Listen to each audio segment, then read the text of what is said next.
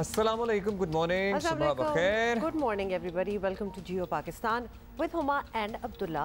क्या हालचाल? The problem is there are various problems actually. लेकिन एक प्रॉब्लम जिसके बारे में हम जिक्र कर दें, द प्रॉब्लम इज पानी का बहुत ज़्यादा आ जाना आसमान से और फिर नलकों में पानी का ना आना इज अ प्रॉब्लम। आप बताएं। ऑल्दो ज़्यादा पानी आया तो हम एक्सपेक्ट कर रहे थे कि हमारे घरों में या हमारे नलकों में भी ज़्यादा क्या कम ही पानी आ जाएगा, लेकिन डैम्स की सूरत हाल देखें तो यही बताया जाता है रिपोर्ट्स के मुताबिक कि जनाब थड्डो डैम हो गया या हब डैम हो गया, इसके स्पिलवेज खोल दिए गए हैं, ओवरफ्लो हो रहा है पानी। ये दिल बड़ा बाग हो जाता है कि चलें पानी की किल्लत नहीं होगी, पानी की तमाम ज़रूरियात पूरी हो जाएंगी। हब डैम के हाउ ब्यूटीफुल। सो बड़ा मज़ा आता है और बड़ा अच्छा लगता है ये सुन के। मामूल से ज़्यादा बारिशें हुई, जो नुकसान हुआ वो तो हुआ, लेकिन हमारी जो पानी की ज़रूरियात हैं वो एटलीस्ट अब पूरी हो जाएंगी। लेकिन जब अपने नलकों की हम तरफ देखते हैं और राह तकते हैं पानी की, तो वही खुश्क, वही हवा।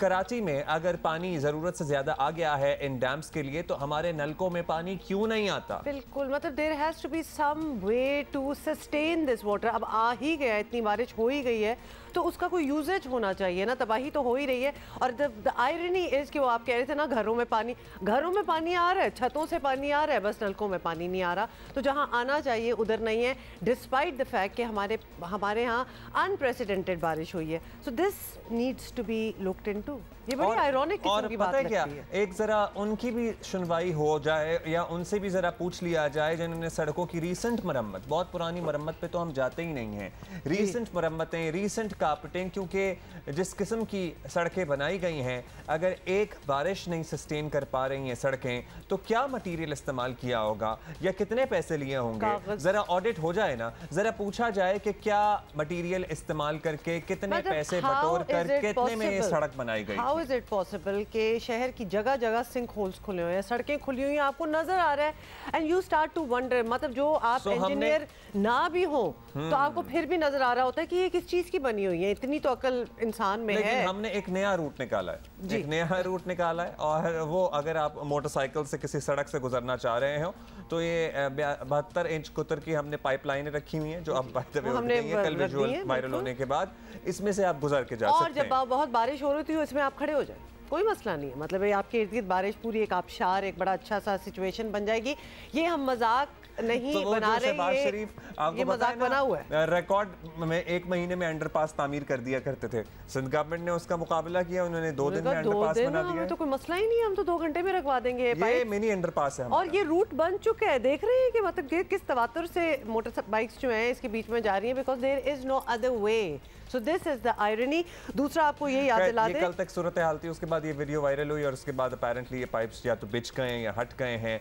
खैर, अच्छा, 6 अगस्त जो कि आज है 3rd, तो 3 दिन बाद सिंध में एक और नया स्पेल जो है वो बारिशों का स्टार्ट हो रहा है, इंक्लूडिंग कराची। तो उसके लिए सारे तैयार रहे, कहा यही जा रहा है 6 to 9 होगा, और उसके बाद ऑब्वियसली आपको पता है ये पूरा महीना ही होता रहेगा बारिश। बलदियाती इंतखाब भी है, तो इस तमाम सूरत हाल को देखते हुए, जानते हुए, आपको बताते हुए हम यही कहेंगे कि प्लीज़ उन लोगों का इंतखाब कीजिए जो आपको लगता है कि आपके गली मोहल्ले, आपके इलाके के मसाइल हल करने की अहलियत रखते हैं। अबाउट टाइम कुछ अपने लिए करें।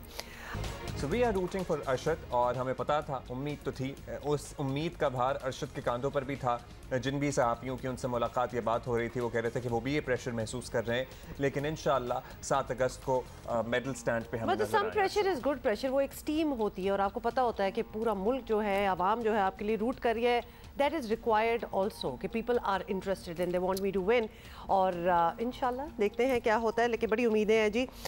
पहले ज़रा ममनुआ फंडिंग केस की हम थोड़ी सी बात कर लेते हैं, क्योंकि कल बाकी तो पूरा दिन और बात ही क्या हुई। मतलब आप कोई भी मीडियम उठा लें, टीवी हो, रेडियो हो, सोशल मीडिया हो, एनीवे, आपका अपना व्हाट्सएप हो, दोस्तों से बात हो रही हो, सिर्फ यही बात हो रही थी ममनुआ फंडिंग केस पर। इलेक्शन कमीशन भी थी ना कि जिस इत्मीनान का इजहार पाकिस्तान तहरीक इंसाफ के हमारे रहनुमा और दोस्त कर रहे थे, जब रहनुमा करते हैं तो फिर कारकुनान और इर्द गिर्द आपके जो फैमिली मेम्बर्स हैं वो भी करना शुरू कर देते हैं, जो पाकिस्तान तहरीक इंसाफ के हामी और सपोर्टर होते हैं। उसके बाद फिर पता लगा कि जनाब एहतजाज की कॉल तो बरकरार रखी गई है। फिर 4th को हाँ, मतलब यौम तशक्कुर नहीं मनाना चाहिए था। फिर अगर इतनी उम्मीद नहीं थी और बेहतर फैसला आ गया, इनको ये लगा कि कुछ है ही नहीं, दोनों कर लेंगे, डबल कर लेंगे, एहतजाज भी और शुक्रिया भी कर, मतलब बहुत कुछ किया जा सकता है ना। We will go with the flow type situation चल रही है। लेकिन एनीवे थोड़ा सा रैप अप भी करते हैं और कल क्या हुआ वो आपको बताते हैं कि ममनुआ फंडिंग केस पर इलेक्शन कमीशन के फैसले ने हकीकत को खोल कर रख दिया और तहरीक इंसाफ के साफ चली शफाफ चली बयानिए को सख्त झटका लगा है। फैसले में साबित हो गया कि पीटीआई ने ममनुआ फंड्स लिए। इमरान खान ने झूठा बयान हल्फी दिया, फंड्स लेने वाले अकाउंट्स छुपाए, गैर मुल्की शहरियों और कंपनियों से भी फंडिंग साबित हो गई। इमरान खान ने अपने दस्तखतों से यानी सिग्नेचर से खुलवाए गए 2 अकाउंट्स, जो अपने ही सिग्नेचर से खुलवाए गए अकाउंट्स, वो जाहिर नहीं किए। और वो जो प्ली थी कि जनाब अकाउंटेंट को पता हो या बाज अकाउंट से लाइलमी का इजहार किया, जो फवाद चौधरी साहब कल सुबह ही कहना स्टार्ट हो गए, वो अकाउंट्स जो अपने ही दस्तखतों से खुलवाए गए थे वो भी छुपाए। मजमूई तौर पर 16 बेनामी अकाउंट्स निकले। भारतीय निषाद अमरीकी खातून समेत 34 गैर मुल्की शहरियों, वुटन क्रिकेट समेत 351 गैर मुल्की कंपनियों से फंड लिए हैं। यहां है मामला गड़बड़। इलेक्शन कमीशन ने तहरीक इंसाफ को शो कॉज नोटिस जारी किया कि क्यों ना आपके फंड जब्त कर लिए जाएं। साथ ही फैसला वफाकी हुकूमत को भी भेज दिया है। तहरीक इंसाफ ने फैसले के खिलाफ अदालत जाने का ऐलान भी कर दिया है।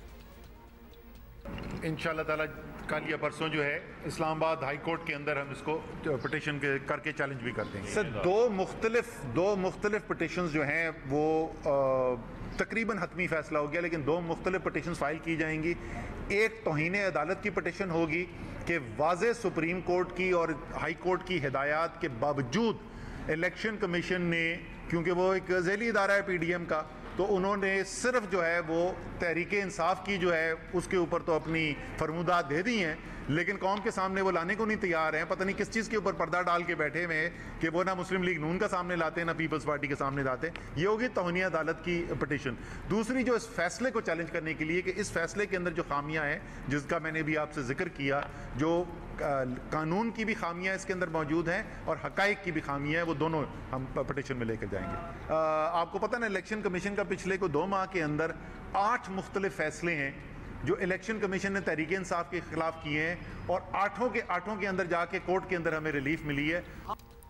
मतलब किस चीज़ पे पर्दा डाला हुआ है? पर्दा तो आपने भी 8 साल से डाला हुआ था, तो हर किसी ने लगता है यहाँ कोई ना कोई पर्दा जो है वो चढ़ाया हुआ है। अच्छा जी, फवाद चौधरी क्या कहते हैं? फवाद चौधरी ने इलेक्शन कमीशन से अपील की है और वो ये अपील की है कि अब नून लीग और पीपल्स पार्टी के अकाउंट्स की तफसीलात भी आवाम के सामने लाई जाए, और एक्चुअली ये बिल्कुल जायज़ अपील है। सुने, हम अब भी ओवरसीज पाकिस्तानीज पर ही रिलाय करेंगे अपनी फंडिंग के लिए। वो जो अकाउंट 16 अकाउंट्स हैं उनका PTI से जो था वो इमरान खान के डायरेक्ट लिंकेज में नहीं है। अब हम अगला जो मरहला है वो शुरू होगा जिसमें हम बताएंगे कि ये 16 अकाउंट्स भी लीगल है, इनमें भी कोई लीगैलिटी नहीं है। PTI समेत किसी जमात को ये हक हासिल नहीं है कि वो अपनी फंडिंग को अवाम से छुपाए। PTI का आपने कर लिया, अब हम आपसे उम्मीद रखते हैं कि आप जल्द से जल्द बाकी जमातों की फंडिंग लोगों के सामने लेके आएंगे ताकि पता चल सके कि वो कहाँ खड़े हैं। अच्छा, एक प्रोपेगेंडा जो किया जा रहा है और मुसलसल किया जा रहा है कि ये तो बड़ी पेटी अमाउंट्स हैं, ये तो चंद लाख रुपए की बात है जो ममनुआ फंड्स के जुमरे में आए हैं, छोटी चोरी आई है। लेकिन ऐसा है नहीं। अगर इलेक्शन कमीशन के दस्तावेजात और फैसला पढ़ें तो उसमें बड़ा वाज़े लिखा हुआ है, और तमाम दस्तावेजात अगर आप खंगाल लें और थोड़ी सी समझ आपको होनी चाहिए इस सूरत हाल को समझने के लिए, 22 करोड़ रुपए तो सिर्फ पाकिस्तानी रुपयों में बनते हैं जो कि ममनुआ फंड्स के जुमरे में आते हैं। डॉलर अमाउंट और पाउंड्स अमाउंट जो हज़ारों में है वो इसके अलावा है। हज़ारों डॉलर और हज़ारों पाउंड्स की हम बात करें, in fact millions of dollars and हज़ारों पाउंड्स की हम बात कर रहे हैं। अच्छा, इंटरेस्टिंग अब बात ये है कि तहरीक इंसाफ बज़ाहिर ये तासुर दे रही है कि जैसे उन्हें इस फैसले से कोई फ़र्क नहीं पड़ा, और अगर आप सोशल मीडिया पे भी देखें ना, हालांकि बोल सारे रहे हैं, कोई ना कोई वजाहत दे रहे हैं, लेकिन फ़र्क बिल्कुल नहीं पड़ा। और PTI के नायब सदर शाह महमूद कुरैशी इसे अपनी पार्टी की फतह करार दे रहे हैं। अब ये वाली बातें जो है ना, थोड़ी सी समझ से बात होती हैं कि चलो फ़र्क ना पड़ा, ये तो आप प्रिटेंड कर सकते हैं, लेकिन आपकी फतह कैसे होगी ये समझ नहीं आई। तो लेकिन इसके बावजूद सेलिब्रेट नहीं करेंगे, वही ना, फिर वो कोई यौम तशक्कुर होना चाहिए।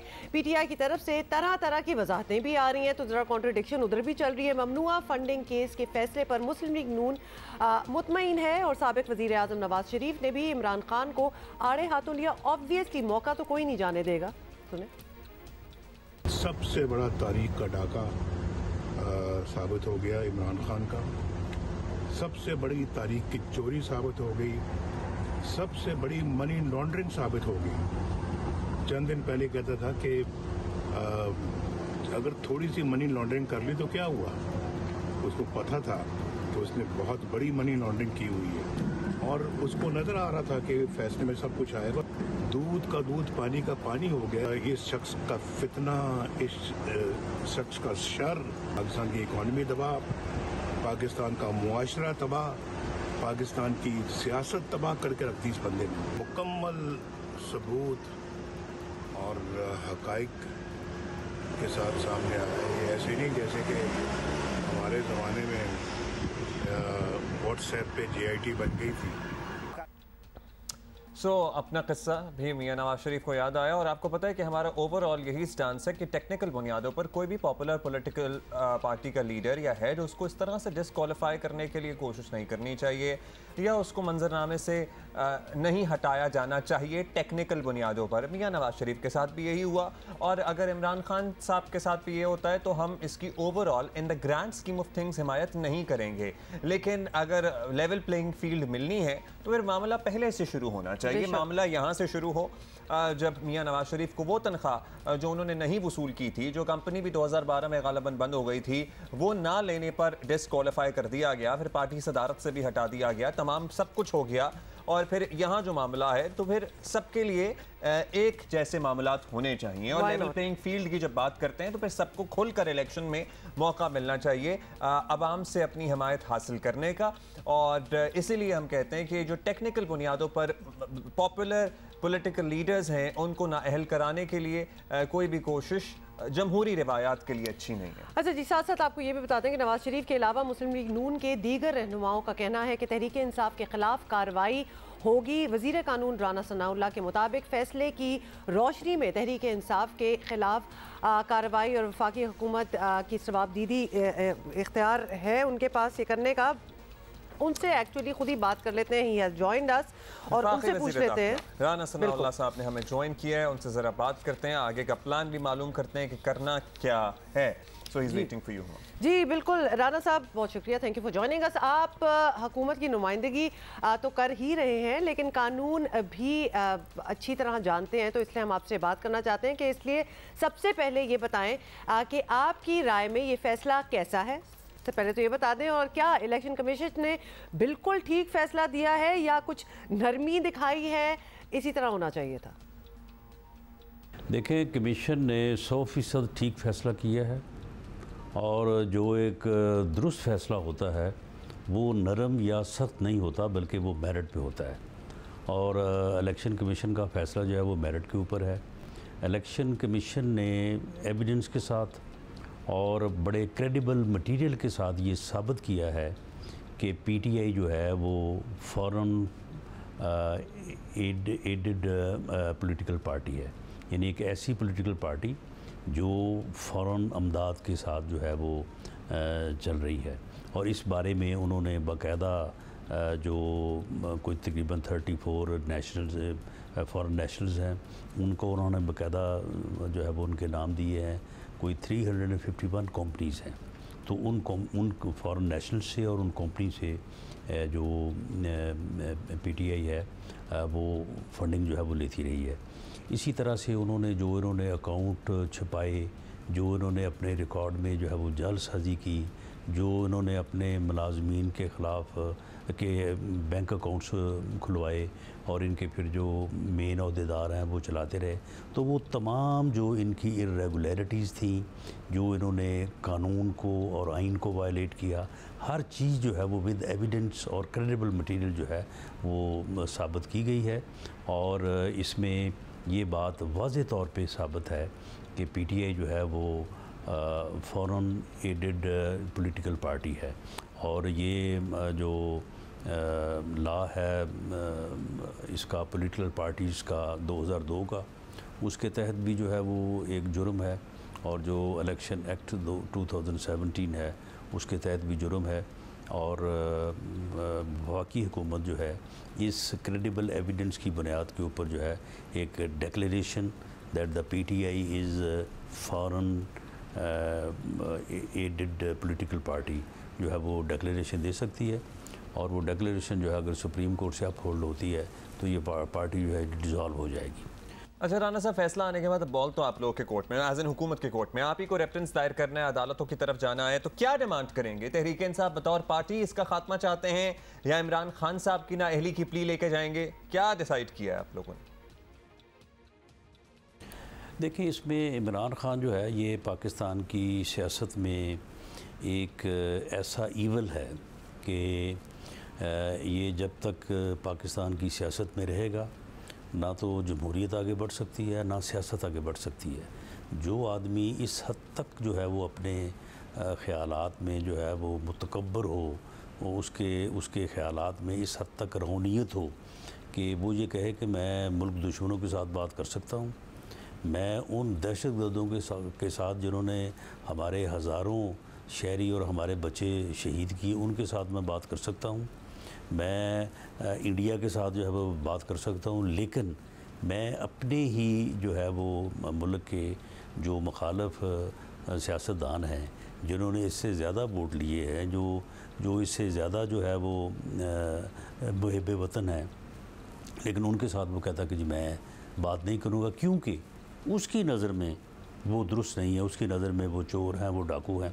जबकि अब इलेक्शन कमीशन की जो रिपोर्ट आई है, जो फ़ैसला आया है, उसमें उन्होंने इसको साबित कर दिया, यानी अब इसके ख़िलाफ़ एक मुस्तनद क्रेडिबल जो है वो आइनी अदारे का फ़ैसला है कि ये आदमी जो है ये झूठा भी है, जालसाज भी है, और इसने जो है वो अपना फ़ंड्स में भी और हेरा फेरी की है, और गैर मुल्की फंड्स भी जो है वो इसने एक्सेप्ट किए हैं, गैर कानूनी गैर आइनी काम भी किए। राना साहब, अब ये तो बड़ी डिबेटेबल बात हो जाएगी कि खान साहब किससे बात करेंगे किससे नहीं, ये तो उनका बयानिया है और उन्हें बड़ा इफेक्टिवली उसको बनाया भी है, and it's working out for him as well. तो खैर अभी जिस बात पे हम बात कर रहे हैं ये कानूनी मामला तो है ही, लेकिन इससे बढ़कर हुकूमती जमातों के लिए भी एक मौका है कि अपना एक बयानिया जो है वो पेश किया जाए, और खान साहब की मकबूलियत को जो डेंट लगा है उस पर आप obviously you can build up on that. तो कॉन्फ्रेंसेस वगैरह से बात बनेगी नहीं, अवाम में जाना पड़ेगा। तो ऐसा कुछ आपने प्लान किया है कि अब हम जो है जरा इस पे बिल्ड अप करें? हुकूमती इत्तेहाद की मीटिंग हुई है और उस मीटिंग में इस बारे में जो है वो एक लाहेअमल जो है वो बनाया गया है, क्योंकि ये आदमी जो है जिसका नाम इमरान खान है, इसकी कौम को शनाख्त करवाने की ज़रूरत है, इसका कौम को इदराक करवाने की ज़रूरत है कि ये आदमी जो है ये जिस तरह का पागलपन है इसमें, और जिस तरह के इसके ख़यालात हैं, और जिस तरह से गैर जमहूरी इसके रवैये हैं, और जिस तरह से इसमें फ़रौनियत है, और जिस तरह से अपने मुखालफिन के ख़िलाफ़ घटिया दर्जे तक जाके इंतकाम की जो है वो इसमें रवश है, तो ये तो इस मुल्क और कौम को किसी हादसे से दो चार कर देगा।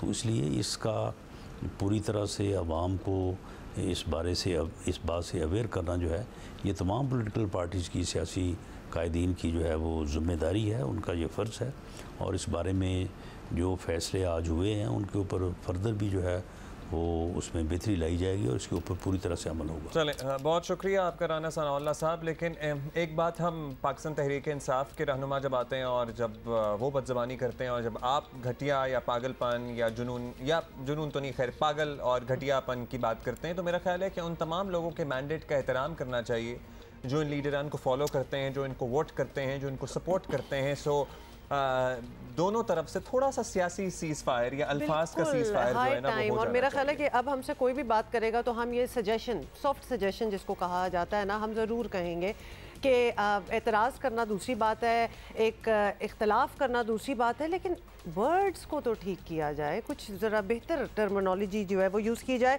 सीनियर तज्ज़ियाकार अतर काज़मी हमारे साथ हैं, उनसे भी बात कर लेते हैं। अतर काज़मी साहब, पहले तो इलेक्शन कमीशन के फैसले पर आपका तज्ज़िया चाहेंगे, क्या ख्याल है आपका, और आपके ख्याल में मुल्क की सियासत पर इसका कोई तहलका खेज़ असर होगा या इसे जो है गेम चेंजर माना जा सकता है या नहीं, किस तरह आप इसको देखेंगे? नहीं, मेरा नहीं ख्याल कि ये गेम चेंजर है या इससे कोई पाकिस्तान की सियासत पे कोई असर पड़ेगा, इसलिए कि इस फैसले के अंदर बुनियादी तौर पे एक तरह से शोकाज नोटिस इशू किया गया और ये किसी भी सूरत में जो कानूनी जो भी कार्रवाई है उसका ये अंजाम नहीं है, ये अभी आगाज है। इससे आगे मजीद और चीज़ें होंगी, आप कोर्ट में जा सकते हैं, तो बहुत सारी चीज़ें इसमें ऐसी हैं जिसमें आप उस पर सवाल तो उठा सकते हैं, आगे इस पर बहस भी हो सकती है, लेकिन इसमें पाकिस्तान की मौजूदा सियासत के ऊपर तो फर्क नहीं पड़ेगा। लेकिन हाँ, इस फैसले को देख के पीपल्स पार्टी और नून लीग के लिए मुझे बहुत ज्यादा मुश्किलात नजर आ रही हैं, इसलिए कि यहाँ पे पीटीआई की तो सारी बड़ी मुनज़्ज़म किस्म की फंडिंग थी। अब ये लोग किस तरह साबित करेंगे इन सारी चीजों को, अगर इनके ऊपर केस चलता आगे तो उसमें मुझे लगता है कि फिर पाकिस्तान की सियासत पे असर पड़ सकता है मुस्तकबिल में। अच्छा अतर साहब, कानूनी कार्रवाइयों का सिलसिला तो आपको पता ही है, अब आगे बढ़ना है, लेकिन इसके साथ साथ हुकूमत और तहरीक इंसाफ दोनों के पास ये चांस है कि अपने अपने बयानिए ज़रा सेट कर लें। तहरीक इंसाफ ने तो सेट किया हुआ है, उनको तो मजबूती करना है, आपको पता है वो माहिर हैं इस काम में। तो क्या मौजूदा हुकूमत जो इत्तेहादी हैं, आपको लगता है कि इस फैसले की बुनियाद पर कोई बयानिया बना सकेंगे जिससे इमरान खान साहब की मकबूलियत या उनके बयानिए को कोई डेंट पड़ सके? देखिए, जहाँ तक बयानिए का ताल्लुक है तो मौजूदा हुकूमत तो बयानिए बनाने में तो बड़ी कोशिश तो बड़ी करती है, और अभी भी इस फैसले के बाद अगर आप इस फैसले को पढ़ें तो इस फैसले में ना कहीं पे फॉरेन फंडिंग का जिक्र है कि उसमें ममनू फंडिंग के बारे में ये सारा केस था। अभी भी वो बार बार कह रहे हैं कि जनाब फॉरेन फंडिंग पकड़ी गई, फॉरेन फंडिंग पकड़ी गई। मसला ये है कि वो लोग अब जिनके अपने अकामे थे, जिनके ऊपर अपने इतने मसाइल हैं, कभी फालूदे वाले के अकाउंट से पैसे निकलते हैं, कभी मकसूद चपड़ासी के अकाउंट से पैसे निकलते हैं, वो किस तरह कोई बयानिया बनाएंगे फॉरेन फंडिंग का या किसी और के ऊपर करप्शन का? तो ये बयानिए से ज्यादा ये होता है कि जिस चीज के ऊपर आवाम एतमाद करती है, जिस चीज के ऊपर आवाम बिलीव करती है, तो क्या आवाम इनकी कई भी बातों के ऊपर बिलीव करेगी? मुझे नहीं लगता कि कोई ये ज्यादा मुश्किल होगी, लेकिन हाँ, अपनी तरफ से उन्होंने कोशिश जारी रखी हुई है। ऑल्दो कि इंतहाई मुज़ायका खेज किस्म का फैसला, उस फैसले के अंदर कुछ चीजें ऐसी हैं कि जिसको पढ़ के बंदे को हंसी आती है, लेकिन उसके बावजूद अगर आप देखें, इन्होंने तो शोर मचाया है फॉरेन फंडिंग का। चलें, you have all the rights to laugh on it, I guess. नहीं, obviously we respect your तज्जिया हमने आपसे मांगा है और ये आपका तज्जिया है, लेकिन आगे ये भी बताइएगा कि तहरीक इंसाफ इस केस से मुतालिक इब्तदाई तौर पर मुख्तलिफ वजाहतें दे रही है, वो हमने सोशल मीडिया ट्विटर वगैरह पे भी देखा है, लेकिन मजमूई तौर पर वो इतने परेशान नज़र नहीं आ रहे, काफ़ी कूल लग रहे हैं। तो क्या इसे एक सॉफ्ट सिग्नल माना जाए कि वो मौजूदा इलेक्शन कमिश्नर के खिलाफ खुले महाज बंद कर सकते हैं और इसी सिस्टम के साथ चल सकते हैं? लग रहा है कि ये इंडिकेशन उस तरफ की है। देखिए, जहां तक ये फैसला है ना, अगर आप इस फैसले को भी देखें तो इस फैसले में कभी यूएई के कानून का जिक्र है, कभी अमेरिका के कानून का जिक्र है कि जी जिस कंपनी ने पैसे दिए उसने यूएई के कानून की खिलाफ वर्जी की, वो पीटीआई के ऊपर तनकीद हो रही है। कनाडा से जो पीटीआई के पैसे आए, वहां पे जो प्राइवेसी का कानून है उसको इस्तेमाल करके हमें पूरी इंफॉर्मेशन नहीं दी गई। तो एक जगह पे कानून की वो तारीफ कर रहे हैं, दूसरी जगह पे वो किसी तीसरे मुल्क के कानून के ऊपर तनकीद कर रहे हैं, किसी शख्स के बरतानिया में कैद होने का जिक्र कर रहे हैं। तो बिल्कुल ये मिशमैश किस्म का फैसला है और बड़ा मुज़ायका खेज किस्म का फैसला, और उसमें जो फॉरेन नेशनल्स हैं जिनकी फंडिंग के हवाले से जिक्र है कि उन्होंने कोई फंड्स वगैरह दिए, उसमें हमें तो अभी पता चला कि असल एटीएम तो चरणजीत सिंह है जिसने $50 दिए हैं। अब इससे आप खुद अंदाजा लगा लें कि किस किस्म का ये फैसला। इसमें बहुत सारी और भी चीजें जिसको पढ़ के बंदे को हंसी आती है, लेकिन तहरीक इंसाफ का बयानिया नहीं है, चंद हकायक हैं जो हमारे सामने हैं, इलेक्शन कमीशन का रवैया हमारे सामने है। अब ये देखना है कि इलेक्शन कमीशन इसी तरह की स्क्रूटनी पीपल्स पार्टी की और नून लीग की करेगा या नहीं करेगा। अगर वो नहीं करेगा तो बयानिया तो ऑटोमेटिकली इलेक्शन कमीशन के खिलाफ बन जाएगा। तो मेरे ख्याल में अब इलेक्शन कमीशन का बड़ा इम्तिहान है कि दूसरी दो जमातों की स्क्रूटनी कैसे करे। तमाम जमातों की छानबीन मामलात की, माली मामलात की होनी चाहिए। बात तो वही आ गई ना कि थोड़ी सी चोरी मतलब ज्यादा होनी चाहिए, वरना ज्यादा बुरी बात है थोड़ी है। आई नो, लेकिन कहा तो इसी तरह जाता है। बहुत बहुत शुक्रिया था। झूठ पर मबनी बयानिया बनाया जा रहा है कि थोड़े पैसे हैं। इट इज नॉट अ पेटी amount, it is a lot of money. कुछ सवाल हैं जिनके जवाब पता नहीं, कराची को लेकर तो हमें नहीं मिलते हैं, कभी भी नहीं मिलते हैं। इसी तरह का एक और सवाल है, सुल्तान शाह शिराजी डैम कराची के इलाके गडाफ टाउन में वाक़ है। 40 करोड़ रुपए की लागत से डैम 2018 में मुकम्मल हुआ था और हुआ यह है कि हालिया बारिशों में टूट गया। अनबिलीवेबल। पहले तो आप ये देखें कि साल भर का पानी ज़ाया होने से ज़राअत और मवेशी पालने वाले हज़ारों लोग मुतासर हुए हैं और सवाल ये बनता है कि इतनी लागत, खतीर लागत से तामीर होने वाले डैम की दीवार क्यों टूटी, कैसे टूट गई? 40 करोड़ रुपए लगे हैं इस पे। तो जवाब ढूंढते हैं जी तारिक अबुल हसन की इस खसूसी रिपोर्ट में, गौर से सुनें। बेइंतजामी ना हो तो बारिश बिलाशुबा एक अजीम नेमत है और कराची का शुमाली इलाका गडाफ इसकी मुंह बोलती तस्वीर है। हालिया बारिशों में गडाफ के पहाड़ सरसब्ज व शादाब और इसके मैदानी इलाके लहलहाती चरागाहों में तब्दील हो गए हैं। लेकिन तस्करा हुक्मरानों की बरसों से जारी कोताहियों और बदउनवान बेइंतजामी का हो तो इसने यहाँ आबाद लाखों इंसानों का जीना दो भर कर रखा है। गडाफ में सुल्तान शाह शिराजी डैम टूटने से इलाके में कई राब्ता सड़कें कट गई हैं और इलाके के गोटों का बाहमी राब्ता भी मुनक़ता हो गया है। ये सड़क के पठानकोट जाती है और नदी का तेज़ बहाव इस सड़क का एक बड़ा हिस्सा बहा के ले गया है। राब्ता सड़कें कटने से आमोदरफ्त बहुत मुश्किल और रास्ते इंतहाई खतरनाक हो गए हैं। टीम जियो गडाफ में टूटने वाले सुल्तान शाह शिराजी डैम की रिपोर्टिंग के लिए पहुंची थी। हमें लोगों की मुश्किलात का ठीक अंदाजा उस वक्त हुआ जब मुतबादिल रास्ते पर हमारी गाड़ी रेत में धंस गई।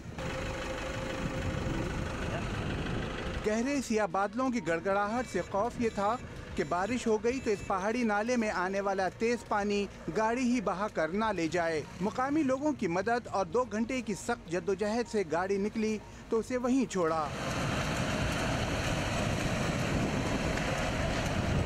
और मोयदान कंड झंग के इलाके में सुल्तान शाह शिराजी डैम तक का दुश्वार गुजार सफर मोटरसाइकिल पर हुआ। इलाके में अशियाए ज़रूरत की तरसील का वाहिद जरिया यही मोटरसाइकिल है। बीमार भी इसी रास्ते से डॉक्टर तक पहुंचाए जाते हैं। गडाफ तक यहीं तक कहीं रास्ता नहीं है, नहीं पुल है, सारे रास्ते के हॉस्पिटल की भी सख्त ज़रूरत है। डॉक्टर की भी बहुत तकलीफ है, यहाँ तक फॉर्च्यून वाला दुकान भी नहीं है, बहुत मुश्किलात है लोगों को।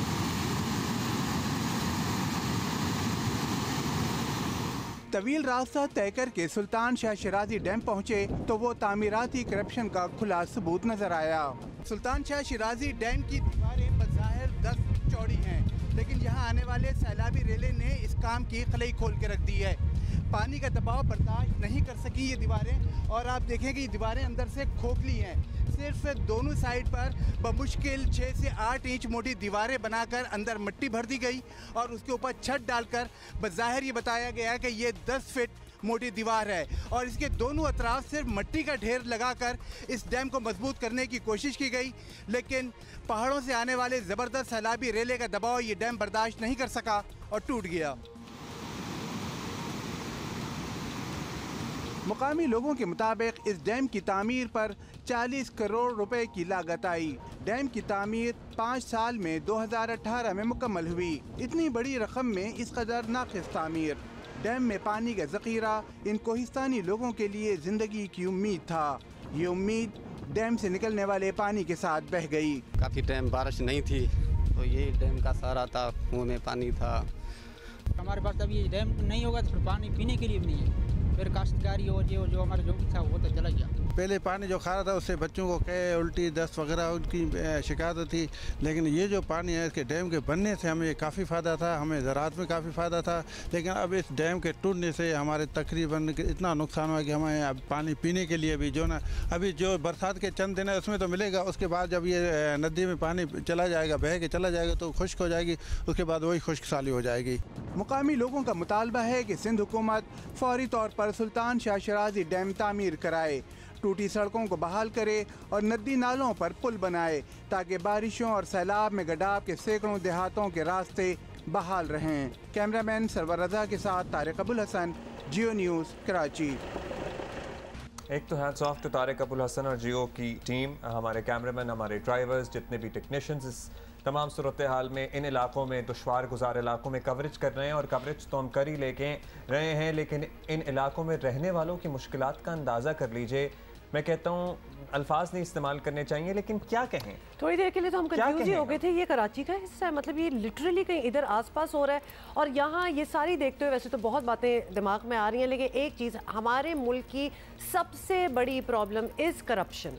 मतलब ये डैम की दीवार है जो कि हॉलो है बीच में से, जो खोखली है बीच में। मेरी बात सुने, डैम सदियों के लिए डिजाइन किए जाते हैं, सदियों के लिए। अंग्रेजों ने तो कुछ सालों के लिए भी नहीं है, वो अभी तक बरकरार है, लेकिन 2018 का बना हुआ ये डैम क्यों टूट गया? क्योंकि टांग दें उस शख्स को जिसने ये इस तरह की 8-8 इंच दीवारें खड़ी करके सरिये से बीच में हॉलो है ये दीवार। ये तो 10वीं जमात के किसी तालिब इल्म को भी पता होगा कि अगर ये कंक्रीट बीच में नहीं भरेंगे तो ये पानी का वजन नहीं सहा सकता। ये जो आपने बात की है ना, टांग दे उस शख्स को जिसने इस तरह बनाया।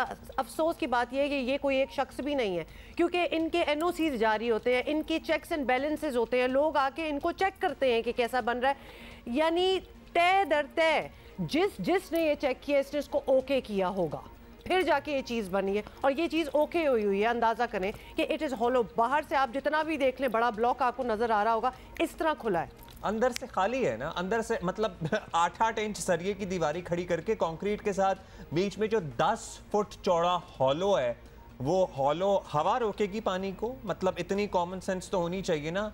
कंक्रीट भरी जाती है इन चीजों में, मतलब सदियों और इस पे कई सौ सालों के लिए ये डैम डिजाइन होते हैं और उनकी इंजीनियरिंग होती है। अगर कोई ये कहे ना कि जी ये तो बहुत ज्यादा बारिश होगी, इतनी तो कभी सोची नहीं थी, तो प्लीज मतलब कम ऑन, ये किसको ये इस किस्म की आप बात करेंगे? तो पहली चीज जी हमारी प्रॉब्लम, पूरे मुल्क की प्रॉब्लम इज करप्शन, दूसरी इज ओवर पॉपुलेशन। पहले ओवर पॉपुलेशन कहते थे, बट दिस इज करप्शन। यहाँ तो कोई इंफ्रास्ट्रक्चर है नहीं, वही मोटरसाइकिलें चल रही हैं, आपने देख ही लिया। और कराची जो मेन शहर है उसका इंफ्रास्ट्रक्चर भी लिटरली उधड़ चुका है। जिस तरह अल्लाह माफ करे कोई बर्न्ड स्किन किसी सूरत हाल होती है ना, वो सूरत हाल है। मानसून बारिशों ने आपको पता ये बेड़ा गर्क कर दिया है। जो कुछ पैच वर्क हुआ था, जो सड़कें नई बनी थी, जो अंडरपासेस नए बने थे, वो सब बैठ चुके हैं। पानी सारी कारपेटिंग इनकी उड़ा कर बहा कर ले गया है। चांद का सरफेस का मंजर पेश करती है कराची शहर की इलाकों में। This would be right to say, शायद आपको इस एनालॉजी से हंसी आए, लेकिन गढ़ों के बीच में इर्द गिर्द थोड़ी सड़क नजर आती है। लिटरली ये नहीं कि सड़क में गड्ढे पड़े हैं, ये गढ़ों के बीच में आपको लगता है कि अच्छा यहाँ सड़क भी होती होगी, वो वाला हाल हो गया गाड़ियों। और हमने तो अपने नए अंडरपास भी बनाए हैं, ये देखिए। हाँ, ये तो हम आपको सुबह से दिखाई रहे हैं। लेकिन रोना आ रहा है हमें अंदर से बात करते हुए कि कराची इस मुल्क का मौशी हब है और कोई इंफ्रास्ट्रक्चर है ही नहीं। और वो रोना तो हम पहले ही रो चुके हैं कि हब डैम भर गया, ठड्डो डैम बन गया, नलकों में हमारे पानी नहीं आना, हमें पानी नहीं मिलना, हमें पानी खरीदना ही पड़ता है। मतलब अफसोस है ऐसी जिंदगी पे, अफसोस है ऐसी बारिशों पे। डोगर साहब, नुमाइंदा खुसूसी जियो न्यूज़ हमारे साथ हैं। डोगर साहब, कोई प्लान है इस शहर को किसी ने ठीक करना है? ये मतलब इसी तरह ही चलेगा क्योंकि इसी तरह चल रहा है? 30 साल ऑलमोस्ट हो गए मुझे कराची में। मैं गांव में, ज़ाहिर है बचपन में तो गांव में थे, तो हमारे यहाँ जब बारिश आती थी तो छत टपकती थी कहीं से, या कहीं अगर घर में सहन में पानी खड़ा होता था, जब बारिश बंद होती थी फौरी तौर पे उसकी रिपेयरिंग होती थी। तो 30 साल हो गए देखते हुए, आंखें बंद करके बता सकता हूँ कि कहाँ कितना पानी होगा, और कोई कोशिश नहीं की गई उस पानी को निकालने की। मैं समझता हूँ आपने देखा होगा ये पंप, जो ही महकमा मौसमियात स्टार्ट होता है कि फ़लाँ तारीख से बारिशें शुरू हो जाती हैं, 2 दिन पहले पंप्स ला के रख दिए जाते हैं, पता है कि क्या होने वाला है। नहीं, पंप्स रख दिए जाते हैं और फिर जब सीज़न ख़त्म होता है वो पंप्स हटाए जाते हैं। आप यकीन करें कि इतना बड़ा धंधा है सिंध गवर्नमेंट का, इनके अफसरान का और उनके हवारियों का। ये पंप अच्छा, अरे भाई 10 पंप मेरे, 10 पंप किसी और के, 20 पंप किसी और के, नवाजने के लिए ये पंप रखे जाते हैं। एक पंप अगर 25 से 20 हज़ार या 30 हज़ार रुपए का है तो उस पंप का किराया इन 2-3 महीने या जो सीजन है बारिश का उसमें लाखों रुपए उनको दिए जाते हैं। इसकी मद में पॉश इलाका DHA वो तो चल ही पंपों पे रहा है भाई, वो तो चल ही पंपों पे रहा नहीं देखें, पंप तो समंदर के किनारे जो इलाका है वहां का पानी तो एक स्लोप में खुद ब खुद जाना चाहिए, लेकिन मेरा ख्याल है कि वो नाले वाले बना के उसमें ऐसी रुकावटें की गई हैं कि पानी खुद ना जाए।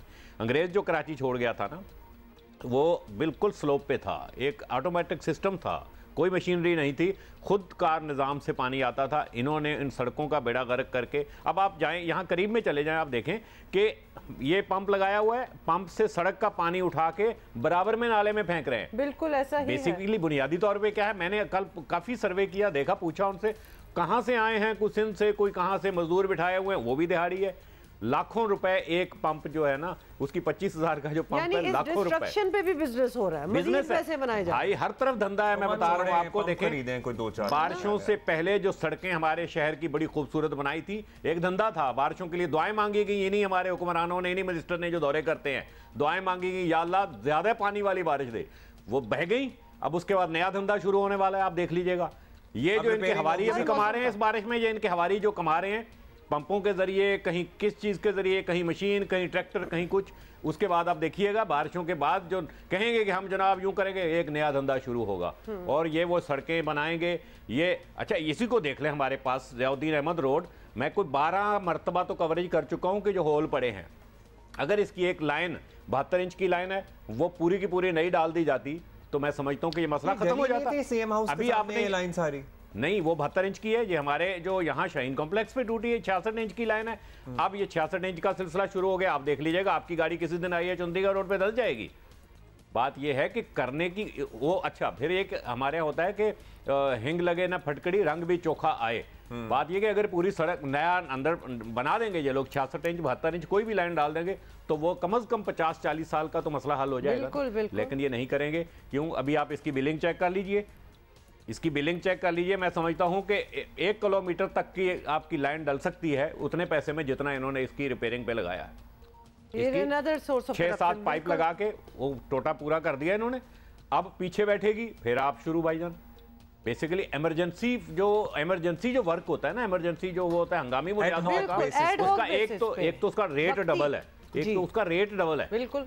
दूसरी बात ये होती है कि उसके ऊपर कोई ऑडिट नहीं है, कोई पूछ नहीं सकता। साहब ये तो मतलब मजाक बन चुकी है ना कि सड़क बन जाती है, फिर उधरती है पाइप डलने के लिए, फिर उधरती है किसी और काम के लिए, फिर उधरती है किसी और काम के लिए। इसी शारा फैसल को बड़ा सैंपल करके अरबों रुपए लगाए इन्होंने, एक लाइन बढ़ा दी और उसके बाद कहा कि जी पानी नहीं रुकेगा, हमने नाले बना दिए। 10 जगह पे मैंने खुद देखा है, उधार के रख दी, दोबारा पाइप डाल रहे हैं। इसी आप मेट्रोपोल के ऊपर देख लें, इन्होंने कहा कि जनाब ये हमने बिल्कुल ज़बरदस्त कर दी है, अभी उन्होंने फिर उसको कच्ची आबादी बना दिया। उसी मेट्रोपोल के ऊपर इन्होंने बीच में एक लाइन डाल के और उसको कच्चा छोड़ दिया। लेकिन अब होगा क्या? मतलब कहने का ये, हम पिछले कुछ सालों से देख रहे हैं, ये बारिश का तूफान जो है ये तो वर्स होता है, ये और भी बुरा होता जा रहा है। अभी हमने उस डैम के सारे विजुअल्स देखे हैं जो अंदर से खोखला है, मतलब बड़ी बड़ी करप्शन, छोटी छोटी करप्शन, किसी चीज में बस जी हमने क्विक मनी बनाने वाला सीन हो चुका है।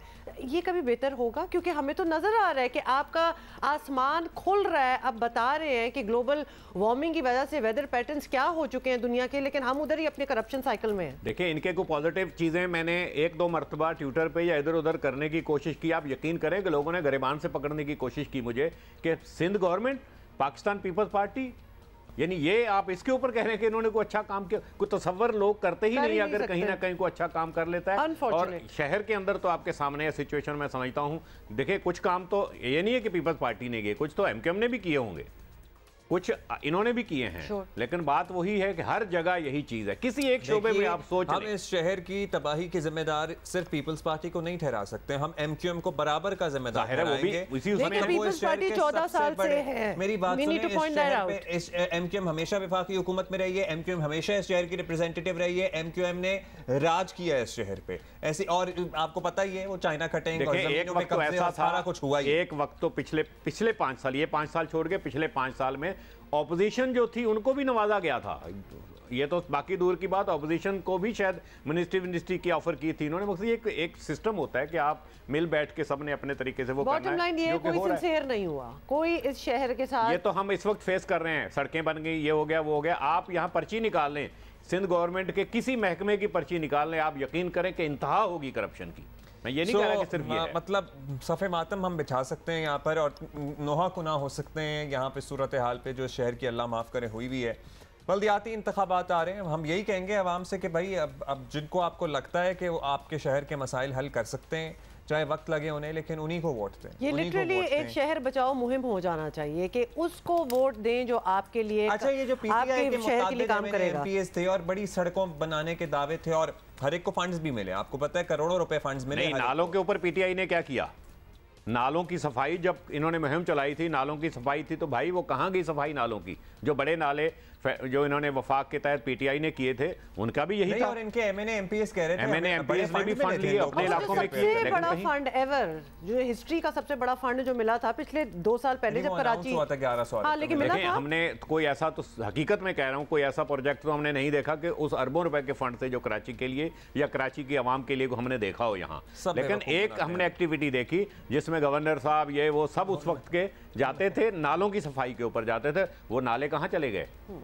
किया कोशिश की गई, लेकिन सिर्फ मेरा एक एक्सपीरियंस है कि 1000 रुपया खर्च करके 1 लाख रुपए वसूल करते हैं, 1 लाख रुपया खर्च करके 1 करोड़ रुपए वसूल करते हैं। जैसा कि इस डैम का आप देख लीजिएगा, अगर सही तरीके से इनके अपने घर का डैम होता, अपना जाती डैम अपनी जमीन पे बनाते, तो इस पे 40 लाख भी नहीं लगते जो 40 करोड़ रुपया गवर्नमेंट का इन्होंने खाया। बहुत शुक्रिया, बहुत शुक्रिया डॉक्टर साहब। टॉक अबाउट कॉमनवेल्थ गेम्स, और अब तक पाकिस्तानी एथलीट्स की परफॉर्मेंस मजमूई तौर पर तो मायूस को नहीं रही है, लेकिन इसके बावजूद मेडल की उम्मीदें हमने जोड़ी हुई हैं। हमारे सुपरस्टार अरशद नदीम जो जैवलिन थ्रो के मुकाबलों में पाकिस्तान की नुमाइंदगी कर रहे हैं, और अब 7 अगस्त को बराह रास्त इनका जैवलिन थ्रो फाइनल में इनका मुकाबला होगा। सो ओलंपियन अरशद नदीम हमारे साथ मौजूद हैं, उनसे ज़रा बात करते हैं। अरशद, थैंक यू सबसे पहले तो, आपने इतने बिजी स्केड्यूल में हमारे लिए टाइम निकाला। आप कॉमनवेल्थ गेम्स से पहले ही बड़ी कामयाबियां समेटते आए हैं, लगता है कि फॉर्म भी अच्छी है। कुछ फिटनेस के हवाले से हमने कोई सुनी थी खबरें, कितने पुरएतमाद हैं बर्मिंघम में मैदान मारने के लिए इंशाल्लाह? जी बिल्कुल, जैसा कि मैंने कॉमनवेल्थ गेम्स से पहले भी बहुत सी कामयाबियां हासिल की हैं पाकिस्तानी कौम की दुआओं से। उनका मेरे साथ बहुत प्यार है, मोहब्बत है, तो अल्हम्दुलिल्लाह मैं कामयाबियां हासिल कर रहा हूं। जैसा कि कॉमनवेल्थ गेम्स की तैयारियां बहुत अच्छी हैं और अल्हम्दुलिल्लाह बड़ी होप है कि इंशाल्लाह मैं फ़ाइट करूंगा। अगर मैं अपनी बेस्ट थ्रो करता हूं तो इंशाल्लाह हमारा ज़रूर मेडल आएगा। और पाकिस्तानी कौम से मैं यही कहूँगा कि मज़ीद मेरे लिए दुआ करें ताकि मैं कॉमनवेल्थ गेम्स में अच्छा परफॉर्म करूँ और पाकिस्तान कौम के लिए मेडल लेके आऊँ। अच्छा, आपका कॉन्फिडेंस हमें हमेशा ही बड़ा अच्छा लगा है। अब हमने देखा है पिछले जो ओलंपिक्स हुए हैं उससे पहले पाकिस्तानियों का क्रिकेट के अलावा ध्यान किसी और स्पोर्ट में फ्रैंकली नहीं होता था, लेकिन जैसे ही आप जैसे लोग आए मैदान में, उन्होंने बताया कि हर फील्ड में बहुत टैलेंट है भाई, हमें नज़र आ गया, तो इसलिए आपसे उम्मीदें भी बहुत हैं। प्रेशर तो नहीं फील करते इस चीज़ का? कुछ महसूस होता है कि कौम की तवक्कुआत हैं, कैसा आपकी फीलिंग क्या है? जी बिल्कुल, जैसा कि पाकिस्तान में क्रिकेट के अलावा किसी भी गेम को मेरे ख्याल में इतना देखा नहीं जाता था, तो मैंने अल्हम्दुलिल्लाह ओलंपिक्स में बड़ा अच्छा परफॉर्म किया। ओलंपिक्स में मेरी 5th पोजीशन रही, तो पाकिस्तान को बड़ी होप थी कौम को कि इंशाल्लाह मैं गोल्ड की फ़ाइट करूँगा, मेडल जीतूँगा। बहरहाल वो कहते हैं कि अल्लाह ताला ने जो नसीब में लिखा हो वही मिलता है, तो इंशाल्लाह पाकिस्तानी कौम के लिए इंशाल्लाह मैं ज़रूर इंशाल्लाह कॉमनवेल्थ गेम में अच्छी फाइट करूँगा और इंशाल्लाह मेडल लेके आऊँगा। अच्छा, अब ये बताइए कि पाकिस्तान को अरशद नदीम जैसे मज़ीद चैम्पियंस मिलें और एथलीट्स भी हमारे और भी हों जो मुल्क का नाम रोशन करें, हम सबका ख्वाब है। इसके लिए हुकूमत क्या कर सकती है? हम लोग तो चलें कुछ किरदार अदा करते ही हैं, अब मगर और किस किस जगह पर मेहनत करने की ज़रूरत है हम सबको? मैं चाहता हूँ कि हमारे जैसे कि क्रिकेट के ग्राउंड है, इसी तरह एथलेटिक्स के और दूसरी गेम्स के भी ग्राउंड होने चाहिए, ताकि हमारे पास अच्छी फैसिलिटीज़ हो। जैसा कि आउट ऑफ कंट्री में हम इधर देख रहे हैं कि हर इवेंट के साथ एक उनके कोचेज़ हैं, कोच रखा गया है आउट ऑफ कंट्री से, तो भरपूर तैयारी के साथ आते हैं और बड़ी अच्छी परफॉर्मेंस देते हैं और मेडल जीते हैं। तो मैं चाहता हूँ कि गवर्नमेंट से अपील करता हूँ कि इसी तरह हमें कोई आउट ऑफ कंट्री से कोई कोच मुहैया किया जाए और हमें ग्राउंड भी दिया जाए और हमें इंटरनेशनल जो स्टैंडर्ड है उनकी फैसिलिटीज़ हमें दी जाए ताकि हम अच्छा परफॉर्मेंस दें और हमारी अच्छी ट्रेनिंग हो और हम अपना पूरी दुनिया में पाकिस्तान का नाम रोशन कर सकें। Thank you. ज़बरदस्त अरशद नदीम, बहुत बहुत शुक्रिया फॉर टॉकिंग टू अस। और इंशाल्लाह आपको हम सेलिब्रेट करेंगे। वैसे तो हम हमेशा ही आपको कर रहे होते हैं सेलिब्रेट, लेकिन व्हेन यू विन तो हम इधर एक अच्छी खबर से हम स्टार्ट करते हैं। बड़ी ये खबर वायरल भी हुई, लेकिन we would love to talk about this, क्योंकि माशाल्लाह हमारे पाकिस्तानी इतना ज़बरदस्त काम करते हैं विदाउट सीकिंग एनी रिवॉर्ड जब मुल्क से बाहर होते हैं, खास तौर पे। तो ये ऐड करना बड़ा ज़रूरी है। मैं अगर दुबई में रहूँ ना तो मैं तो ऐसे काम जान जान के करता हूँ, जान के करूँ, दिल्ली को बचाऊँ। आपको पता है वो लॉटरी वाली खबर आई थी दुबई से, जब भी ऐसी खबरें आती हैं ना फिर मुझे लग रहा है कि लॉटरी लगने वाली है। पर इट्स नॉट अबाउट लॉटरी, हम भी बैठे हुए ना इस किस्म की बातें ना करें। एक पाकिस्तानी राइडर है जी, ये सड़क पे था, उसने देखा सड़क के बीच में दो बहुत बड़ी बड़ी ईंटें पड़ी हुई हैं जो कि बहुत ख़तरा है जिनकी वजह से, क्योंकि ऑलमोस्ट एक गाड़ी जो थी उस पर टकराने भी लगी थी। तो उसने जैसे ही सिग्नल चेंज हुआ वो भाग के गया, उसने वो दो ईंटें उठाई, हम आपको दिखा रहे हैं वीडियो, और साइड पे रखनी, इतनी सी बात थी।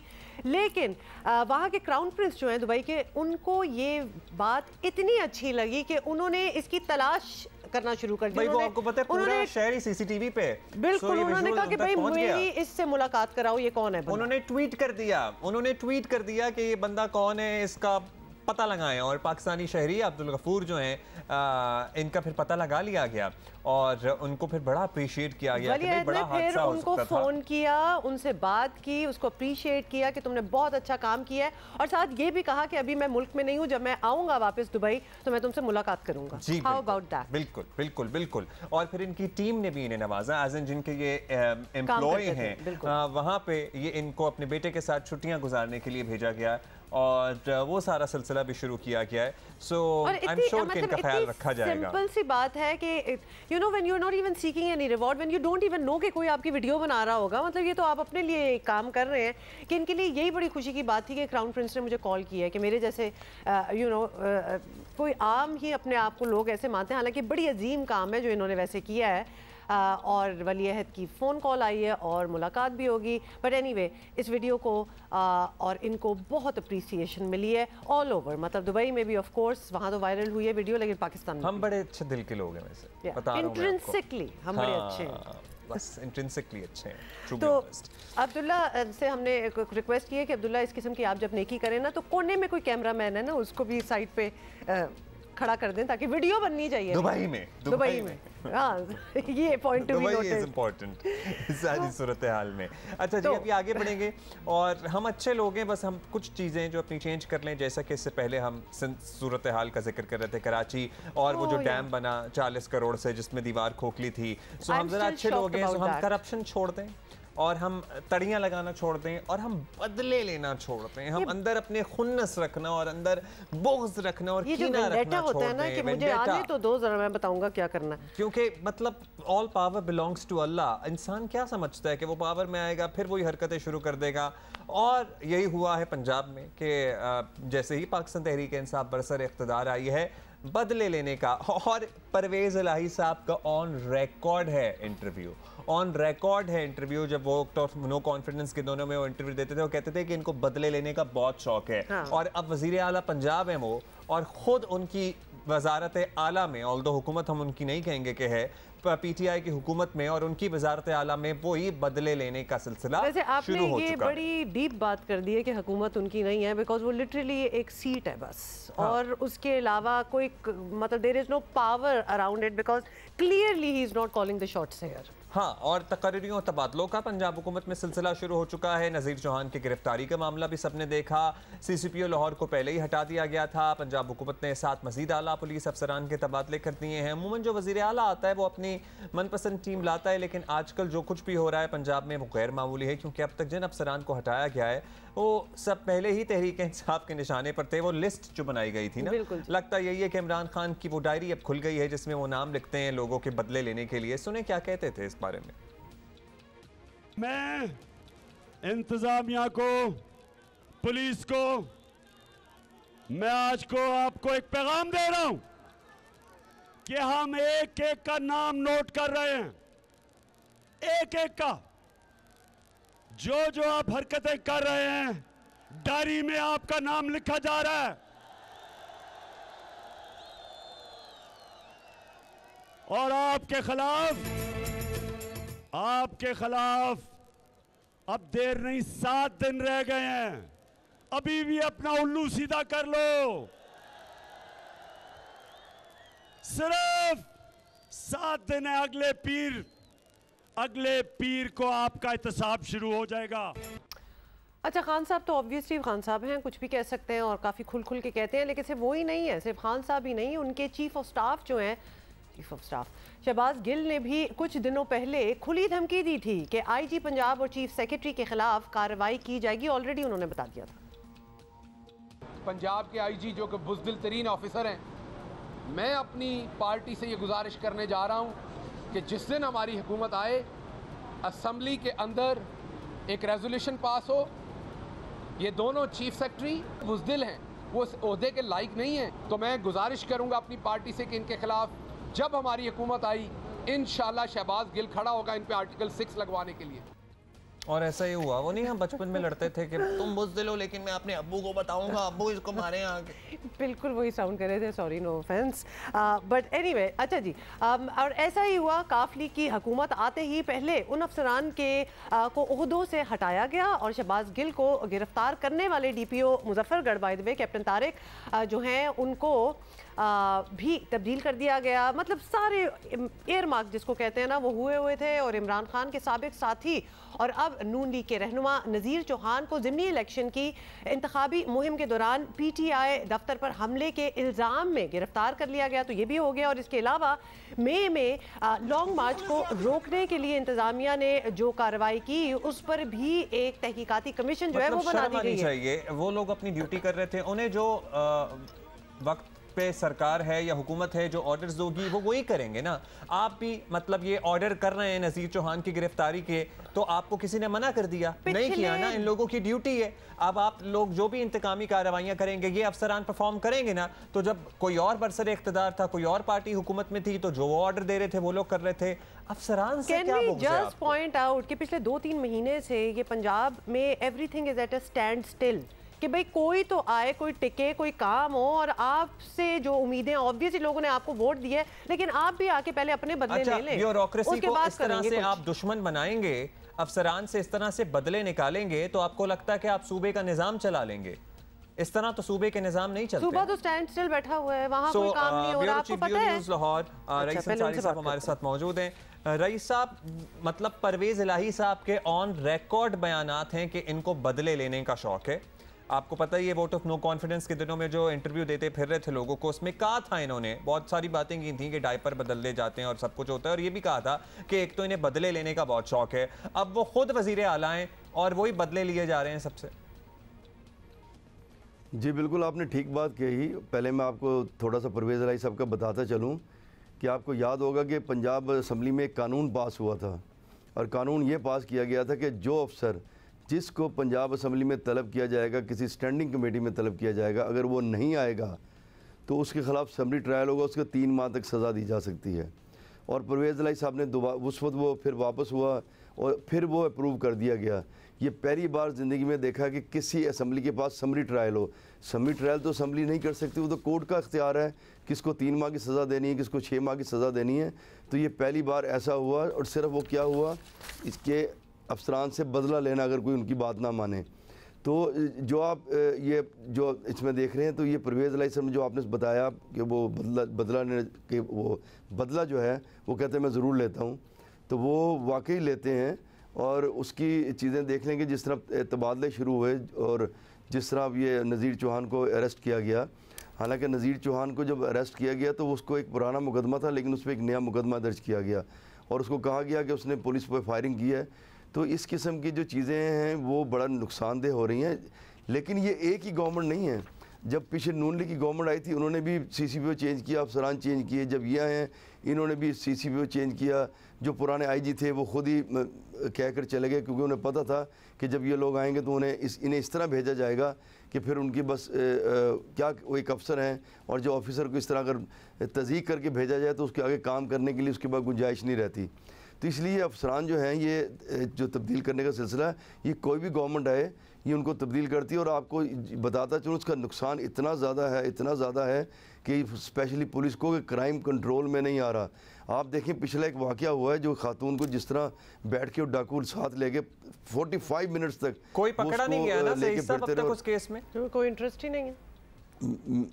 नहीं, मैं आपको बता रहा हूँ उसमें मैं वजह बता रहा हूँ कि जिस तरह ये जो सियासी मकासद के लिए अफसरान को इस्तेमाल किया जाता है उसका नुकसान क्या है कि एक उसमें शख्स पकड़ा गया है, अच्छा, लेकिन वो गैंग ट्रेस हो गया, लेकिन इतना ख़तरनाक गैंग है उसकी डिटेल सामने आएंगी तो आपको कि रूंगटे खड़े हो जाएंगे।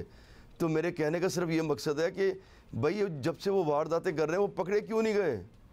क्योंकि जो पुलिस है कोई मीडिया पे केस हाईलाइट हो जाए तो पकड़ लेते हैं, या कोई बहुत किसी बड़े आदमी का केस हो तो पकड़ा जाता है, लेकिन पकड़े इसलिए नहीं जाते कि ये सियासी मकासद के लिए इस्तेमाल करते हैं। अफसरान को लगा के अपने काम से करवाते हैं, उल्टे सीधे मुकदमे दर्ज करवाते हैं। तो भाई वो पकड़े पहले क्यों नहीं गए? अगर पहले पकड़े जाते तो ये इस तरह खातून के साथ होता है कि उसको उठा के उसके साथ बैठ के इसके अलावा ऐसे तो सैकड़ों किस्म के किस्से हैं, जैसे कि ये भी बात हो रही है कि पंजाब में गवर्नमेंट स्कूल टीचर्स की रिक्रूटमेंट जो है वो कितने महीनों से रुकी हुई है। अब स्कूल ईयर खुल चुका है और गवर्नमेंट स्कूलों में कोई टीचर्स नहीं है, बच्चे स्कूल जा रहे हो टीचर्स नहीं है। मतलब ये इतने इम्पोर्टेंट काम हैं जो इस सूबे में जो हो जाने चाहिए वो नहीं हो रहे। तो इस पे अटेंशन कब आएगी, इस पे कब तवज्जो देंगे कि भाई हमने सूबा भी चलाना है या बस अपनी कुर्सियां संभालनी है? देखिए, इस पे आपको एक मिसाल और देता चलूं कि जब हमजा शहबाज की गवर्नमेंट आई तो आप देखें कि सबसे अहम काम होता है काबीना तश्कील देनी।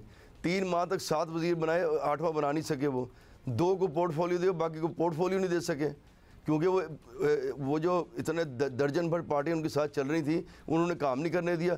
काबीना ही 3 माह तश्कील नहीं पा सकी, तो वो भी रुके रहे हैं। अब ये आ गए, अब ये टीचर्स रुके हुए हैं, कहीं डॉक्टर्स की अपॉइंटमेंट रुकी हुई है, कहीं कुछ रुका हुआ है। वो सिर्फ उनकी जो है क्या स्टोरी है रईस साहब, इसमें तो 18 रुकनी काबीना है कि सियासी पार्टियां जो है ना इन्होंने बस मैदान बना दिया इसको कबड्डी का। जी बिल्कुल आप सही कह रहे हैं। इनकी काबीना की क्या स्टोरी है? 18 रुकनी इनकी काबीना है, उसमें कोई PMLQs के 10 मेंबरान में से जिनके वोटों से बने हैं उसमें कोई नहीं है। नहीं, देखिए अभी जहाँ तक हमारे इल्म में अभी उन्होंने जो परवेज़ इलाही से बात हुई थी इमरान खान की, उसमें उन्होंने अभी कहा था क्योंकि वो तो अकेले ही 100 पे भारी है ना, 10 लोग हैं काफ लीग के, उनका एक वज़ीर आला बना दिया गया। तो अभी 16 जो लोग हैं उनके इब्तिदाई नाम सामने आए हैं। अच्छा, उसमें हो सकता है परवेज़ इलाही बाद में करें, तो पहले भी 2-3 लोग थे, तो अब 2-3 मज़ीद उनके ले लिए जाएँ, तो हो सकता है बाद में ले लें। लेकिन अभी जो इब्तिदाई नाम सामने आए हैं वो पुराने ज़्यादातर वही वज़ीर हैं जो पहले भी थे, अभी वो तहरीक इंसाफ से लिए जा रहे हैं। तो एक और मैं उमा आपको अब्दुल्ला एक बात बताता चलूँ, जो आपने अफसरान की बात की। देखें अभी जो मसला आ रहा है अफसरान के चेंज करने से, स्पेशली पुलिस में और इंतज़ामिया भी, उसमें क्राइम रेट बढ़ रहा है। अभी इन्होंने CCPO चेंज किया, DIG ऑपरेशन चेंज करके CTD भेज दिया। जब उन्होंने एतराज़ किया तहरीक इंसाफ वालों ने, उसे फिर OSD कर दिया। तो ये इनको देखना पड़ेगा, इसमें बड़े मसले मसाइल हैं। अभी जो IG हैं, एक जो मौजूदा IG फैसल शाकार हैं, वो हुकूमत जाने से 1 दिन पहले अपॉइंट हुए हैं। जहाँ तक मेरे इल्म में वो आना भी नहीं चाह रहे थे। वो एक अच्छे प्रोफेशनल और ईमानदार ऑफिसर हैं। अब देखते हैं उनको भी कंटिन्यू कराना या नहीं कराना। और जो चीफ सेक्रेटरी हैं वो पहले ही कह चुके हैं पिछली गवर्नमेंट को कि मुझे भेज दें, उनको अभी तक ट्रांसफर नहीं किया पैदा होती। और अफसरान का मोराल कितना मुतासिर होता है। Who would want to work and perform in this situation? मैं चले, जो आपने एक बड़ी बेहतरीन बात की, बदली तो इसमें बहुत ज़्यादा उनमें है, लेकिन एक बदली और भी है। वज़ीर आला पंजाब ने आते ही पहला ये काम किया कि अपना प्रिंसिपल सेक्रेटरी मोहम्मद खान भट्टी को लगाया, जो कि एक असम्बली के सर्विसेज के आदमी हैं।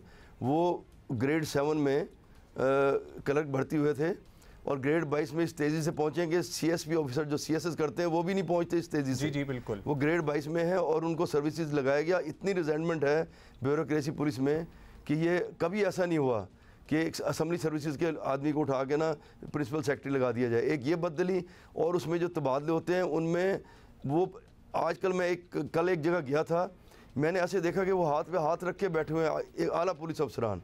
मतलब वो काम करने को चाहते ही नहीं है। भाई किसी को टिकने दें, कोई 2 साल उसको 2-2.5 साल लगने दें, काम करने दें, वही अफसर हैं। अब देखिए बात एक और बताता हूँ आपको, अफसर ने क्या करना है। अब जो पहले ऑफिसर एक CPO रावलपिंडी लगा हुआ था, उसको हटाया, 2 माह कहीं और लगा, अब उसे CPO फैसलाबाद लगा दिया। अफसरान तो ले दे के यही लोग हैं ना, कभी वो उनको लगा देते हैं, कभी वो उनको लगा देते हैं। जो इनके दौर में लगे रहे वो भी अभी भी लगे रहे हैं। और जहाँ तक बात आपने की ना अफसरान को हटाने की, जब ये 25 को ये जो हुआ था लॉन्ग मार्च, उसमें हटाया तो गई, लेकिन कई लोग तो अब भी वहीं लगे हुए हैं। जिन SPs ने बहुत शेलिंग की, बहुत कुछ किया, वो अब भी लाहौर में लगे हुए हैं। और जो एक जब हमजा शहबाज की हुकूमत आई, उसमें कई लोगों को ट्रांसफ़र किया जी, ये फ़र्क है, ये फ़र्क है, ये फ़र्क है। ज़ोरदार अफसरान ज़ोरदार ही रहते हैं जिनके ताल्लुक़ होता है। उनमें मैं जानता हूँ जो 6-7 ऐसे अफसर हैं जिनको फ़ौरन लगवाया था, वो हमजा शहबाज गवर्नमेंट में भी अच्छे ओहदों पर रहे हैं, वो अब भी अच्छे ओहदों पर बैठे हुए हैं। तो ये अजीब सा बन गया है। वो जो मैंने पहले आपको बताया कि सियासतदानों से कबड्डी का मैदान बना दिया है। इसमें तो ना अफसरान को पता है मैंने कहाँ जाना है, कोई आके बैठता है दिलचस्पी नहीं लेता, कहता है यार पता नहीं 2 माह बाद चेंज ही हो जाऊँगा, मैं क्या काम करूँ। तो इनको इसको बनाना पड़ेगा, ये बदले बुदले की सियासत ख़त्म करनी पड़ेगी। ये स्पेशली अफसरान से क्या बदला लेना है। अफसरान जब आते हैं वो अपना काम करते हैं, और काम करने के साथ साथ जो है उनको जो पॉलिसी मिल रही होती है उसके मुताबिक चलते हैं। नहीं, बस रईस साहब हमारी ख्वाहिश ही रहेगी कि बदले लेने की सियासत ख़त्म करनी पड़ेगी। हम लोगों ने कुछ नहीं सीखना, लिटरली सालों से ऐसा लगता है पंजाब का निज़ाम एड हॉक बेसिस पे चल रहा है। बहुत शुक्रिया आपका। Bureau chief Geo news Lahore Raees Ansari sahab हमारे साथ मौजूद थे। सो ठीक है, if you are satisfied all those who are voting in Punjab, तो अच्छा है। But the sad thing is everybody does that. ये आए तो ये कर रहे हैं, वो आए थे तो उन्होंने भी यही किया था। हर कोई आई एम सॉरी टू से यही करता है। और निजाम बदले लेने का तो शेवा आपको पता ही है। हाँ, लेकिन ये तो फिर धड़ल्ले से कह भी देते हैं ना कि तो बदला ही होगा, लेकिन एक्चुअली छुपे अल्फाज में विदाउट सेइंग भी बदले ही लिए जा रहे होते हैं। पिछले वालों ने भी यही किया था, हर कोई ये बदला लेता है। लेकिन सूबा जो है वो चलता रहना चाहिए। कहने का मतलब ये है तुम लोग ऊपर लड़ते रहो, कुछ नहीं है, सारे यूज्ड टू हो गए, लेकिन एटलीस्ट निज़ाम को तो ना हिलाया जाए। अब ये टीचर्स वाला मामला है, वहाँ वो डकैतियाँ हो रही हैं, वो वाला मामला है। दूसरा वहाँ से अमेरिका कह रहा है जी आफ्टर 2023 हम आपके डॉक्टर्स नहीं लेने वाले। ये बहुत बड़ी चीज़ें हैं, ये पाकिस्तान इससे इफेक्ट हो रहा है। पाकिस्तान में जो लोग रह रहे हैं उनका क्या मुरैल अब रह जाएगा कि जी हम क्यों इतना पढ़ें, हम क्यों आगे के लिए, why should we even dream to do something better जब हमारे ऊपर ये सारे बैठे हुए हैं, हमें उठने भी नहीं देंगे। तो जो प्रिंसिपल सेक्रेटरी वाला मामला है वो जेन्युइन रिजेंटमेंट है अगर ब्यूरोक्रेसी में है तो। आपने मतलब ग्रेड 7 से उठा के प्रिंसिपल सेक्रेटरी लगा दिया, किसी की तरक्की पे कोई एतराज़ नहीं है, लेकिन मेरिट भी तो कोई चीज़ तो इसलिए हम बात करेंगे स्पोर्ट्स की। हम कोई ऐसे बिनाइन टॉपिक पे जाना चाहते हैं जहां हमारे जो यंगस्टर्स हैं वो अच्छा काम भी कर रहे हैं and they are like we don't care what's happening over here. हम जाके अपना ज़रा टैलेंट दिखाएं और ऑब्वियसली उसको मनवाएं भी। और गोल्फ के मैदान में जी कौमी टैलेंट सामने आ रहा है और पाकिस्तान के नौजवान गोल्फर, उनका नाम है उमर खालिद। उन्होंने 74th US junior amateur golf championship में 2 अंडर पार 70 का स्कोर जो है वो बनाकर इनफैक्ट तारीख जो है वो रकम की है, because this is really the first time. 18 साल उम्र पहले पाकिस्तानी हैं जिन्होंने एमेच्योर लीग में जगह बनाई है। और इसके साथ साथ वर्ल्ड एमेच्योर गोल्फ रैंकिंग्स में उमर खालिद की रैंकिंग 296 है और वो इस फहरिस्त में हाईएस्ट रैंक पाकिस्तानी है, just by the way. How wonderful is that. So Umar का हदफ है कि वो आलमी रैंकिंग में टॉप 100 में शामिल हो जाएं। सो आज जियो पाकिस्तान के मेहमान अच्छा Umar has been a part of our show before, हमने इनसे पहले भी गप्पे लगाई हुई हासिल करना है उनसे दोबारा पूछते हैं। आपको पता है कि हम सेलिब्रेट करने के लिए यहाँ नौजवान टैलेंट को बैठे हुए हैं। So Umar, thank you for being with us once again. अब बताइए, बड़े अरसे से आप खेल रहे हैं, कुछ अरसे से खेल रहे हैं, लेकिन अब अमरीकी एमेच्योर सर्कल का हिस्सा बन गए हैं। So how big an achievement is that? आप बताइए, कितना बड़ा एजाज समझते हैं इस बात को अपने लिए? 8 साल हो गए हैं मुझे गोल्फ खेलते हुए, बट अब जाके मैंने अमेरिका में टूर्नामेंट खेला है। US 74th US junior amateur खेली है जिसमें मैं 57th पोजीशन पे आया 264 बच्चों के अंदर से, जो दुनिया के बेस्ट जूनियर गोल्फर होते हैं। और मैं इसको काफ़ी बड़ी अचीवमेंट समझता हूँ। पूरी ज़िंदगी मेहनत करता आया हूँ, कोर्स पे काफ़ी टाइम गुजारा है, प्रैक्टिस काफ़ी की है, तो अब जाके उस मेहनत का रिवॉर्ड मिल रहा है तो बहुत अच्छा लग रहा है।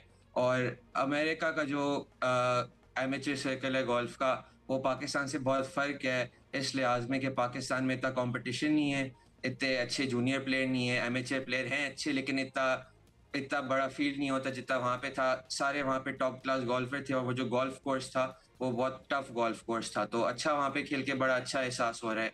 अच्छा महसूस हो रहा है और इंशाल्लाह आगे वाले अमेरिका टूर्नामेंट्स में भी अच्छा खेलना है। अमेजिंग, डेफिनेटली हमें बिल्कुल कोई शक नहीं है कि आप बहुत आगे जाएंगे।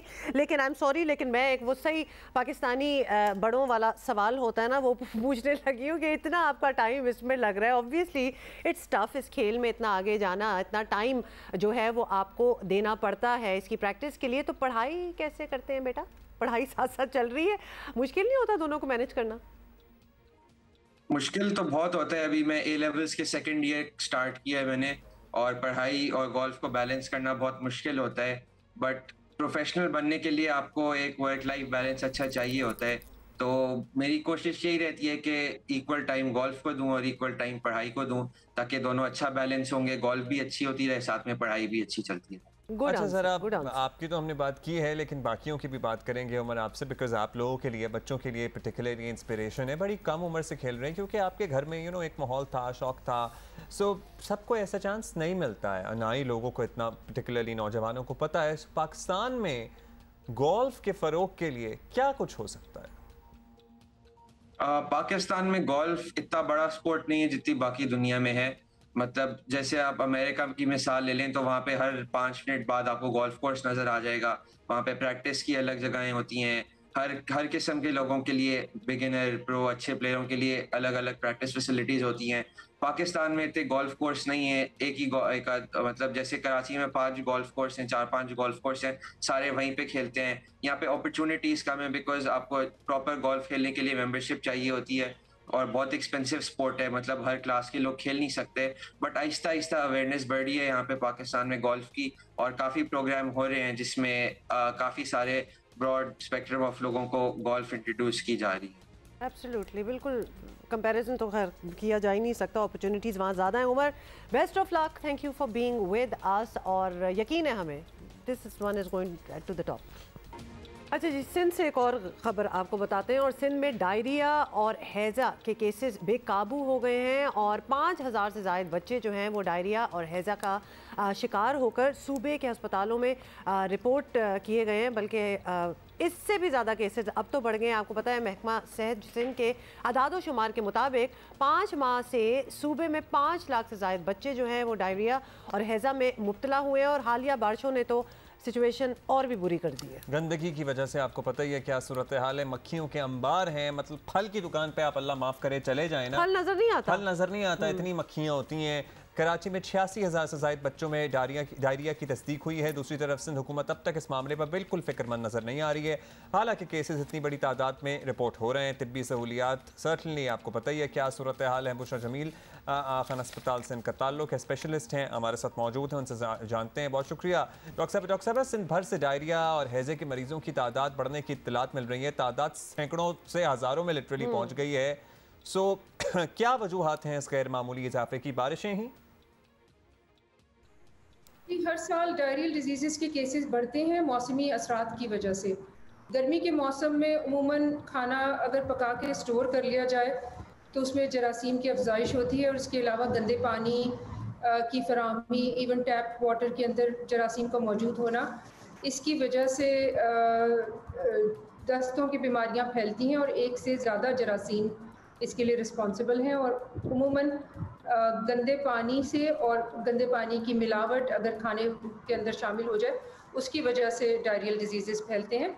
इस वक्त वाटर सप्लाई जो है बड़े शहरों की और इवन छोटे शहरों की, उसमें बहुत ज़्यादा मिक्सचर स्विच से हो रहा है, यानी कि निकासी का जो पानी होता है वो पीने के पानी में शामिल हो जाता है। और पानी को अगर बग़ैर उबाले इस्तेमाल किया जाए तो डायरियल डिजीज़ होते हैं। इसके अलावा खाना अगर पका के स्टोर कर लिया जाए, और जिस तरह बिजली जाती रहती है और रेफ्रिजरेशन प्रॉपर ना हो, तो उसमें भी जरासीम की अफजाइश होती है। फिर मक्खियाँ एक इम्पॉर्टेंट वेक्टर हैं जो जरासीम को एक से दूसरी जगह ले जाती हैं, और गंदगी पे बैठी हुई मक्खियाँ जब पके हुए खाने पर आके बैठती हैं तो वो जरासीम मुंतकिल हो जाते हैं, और उससे भी डायरियल डिजीज़ फैलते हैं। और ये तमाम असबाब इस वक्त जो डायरियल डिजीज़ में इंक्रीज़ है उसके लिए ज़िम्मेदार है। Make sense. डॉक्टर बुशरा, ये भी बताइएगा कि डायरिया और हैज़ा की वजह से किसी भी शख्स को शदीद वीकनेस यानी कमज़ोरी का सामना करना पड़ता है, तो इसकी अलामत क्या है? जो सबसे आम अलामत है वो दस्तों का होना। इसमें बाज़ औक़ात उल्टी होना भी प्रोमिनेंट होता है, पेट का दर्द हर पेशेंट को नहीं होता, कभी होता है पेट में दर्द, कभी नहीं होता, लेकिन बहुत बड़ी मिकदार में दस्तों का होना जिससे जिस्म में पानी की कमी वाक़ई हो जाती है।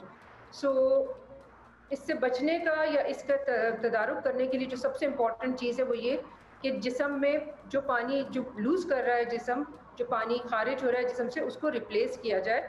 सो मुंह के ज़रिए पानी लिया जा सकता है, पानी पीना होता है और उसमें अगर निमकोल शामिल कर लिया जाए तो वो और भी बेहतर है, क्योंकि सिर्फ पानी ही ज़ाया नहीं हो रहा होता, नमकियात भी ज़ाया हो रही होती हैं।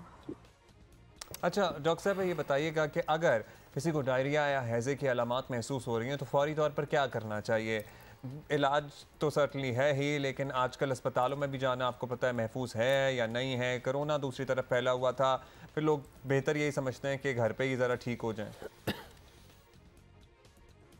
फौरी जो इलाज इसका किया जा सकता है, जो कि घर में भी इस्तेमाल हो सकता है, वो घर में नींबू पानी बना के उसको पीना है। लेमन जूस और नमक और चीनी मिला के जग में भर लें, लेकिन उसको ढाँप के रखें और उसको इस्तेमाल करते रहें।